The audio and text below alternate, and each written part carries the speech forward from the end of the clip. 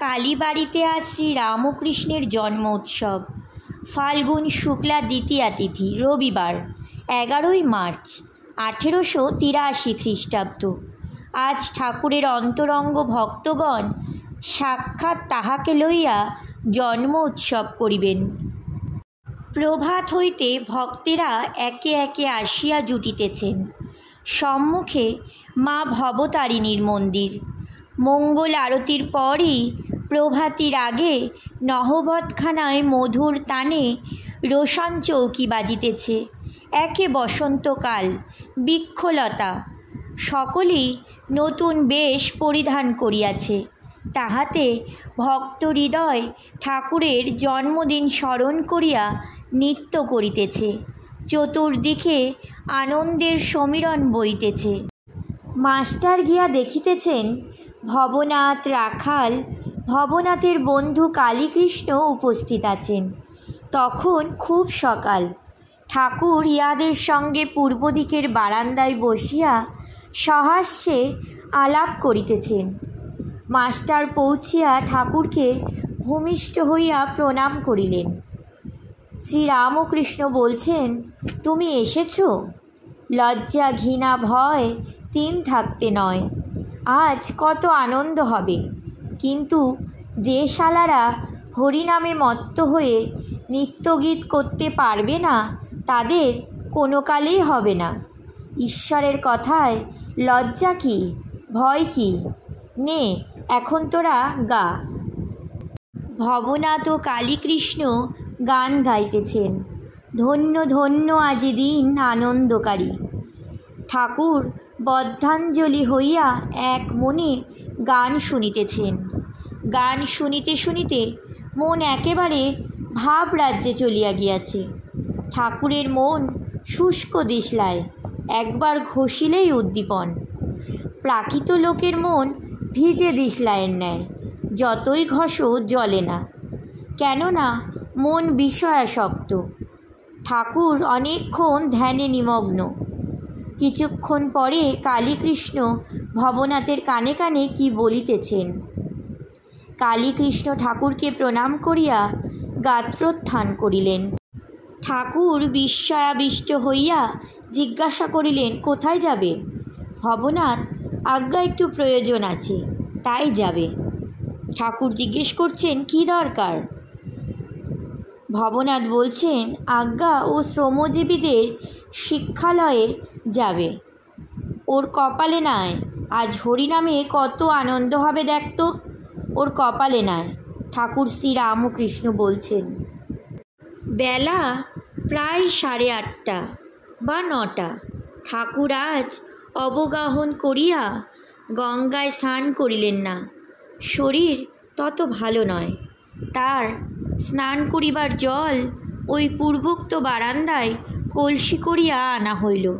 ঠাকুর স্নান করিতেছেন, ভক্তেরা স্নান করাইয়া দিল। ঠাকুর স্নান করিতে করিতে বলিলেন, 1 ঘটি জল আলাদা করে রেখে দে। শেষে ওই ঘটির জল মাথায় দিলেন। ঠাকুর শ্রীরামকৃষ্ণ আজ বড় সাবধান। 1 ঘটি জলের বেশি মাথায় দিলেন না। স্নানান্তে মধুর কণ্ঠে ভগবানের নাম করিতেছেন। শুদ্ধ বস্ত্র পরিধান করিয়া 2-1টি ভক্ত সঙ্গে দক্ষিণাস্য হইয়া কালীবাড়ির পাকা উঠোনের মধ্যে দিয়া মা কালীর মন্দিরে অভিমুখে যাইতেছেন। মুখে অবিরত নাম উচ্চারণ করিতেছেন। দৃষ্টি ফ্যালফ্যালে ডিমে যখন তা দেয়, পাখির দৃষ্টি যেরূপ হয়। মা কালীর মন্দিরে গিয়া প্রণাম ও পূজা করিলেন। পূজার নিয়ম নাই। গন্ধপুষ্প কখনো মায়ের চরণে দিতেছেন, কখনো বা নিজের মস্তকে ধারণ করিতেছেন। অবশেষে মায়ের নির্মাল্য মস্তকে ধারণ করিয়া ভবনাথকে বলিলেন, ডাব নেড়ে। মা কালীর প্রসাদী ডাব। আবার পাকা উঠানের পথ দিয়া নিজের ঘরের দিকে আসিতেছেন। সঙ্গে মাস্টার ও ভবনাথ। ভবনাথের হাতে ডাব, রাস্তার ডান দিকে শ্রী শ্রী রাধাকান্তের মন্দির। ঠাকুর বলিতেছেন বিষ্ণুঘর। এই যুগল রূপ দর্শন করিয়া ভূমিষ্ঠ হইয়া প্রণাম করিলেন। আবার বাম পার্শ্বে দ্বাদশ শিব মন্দির। সদাশিবকে উদ্দেশ্যে প্রণাম করিতে লাগিলেন। ঠাকুর এইবার ঘরে আসিয়া পৌঁছিলেন।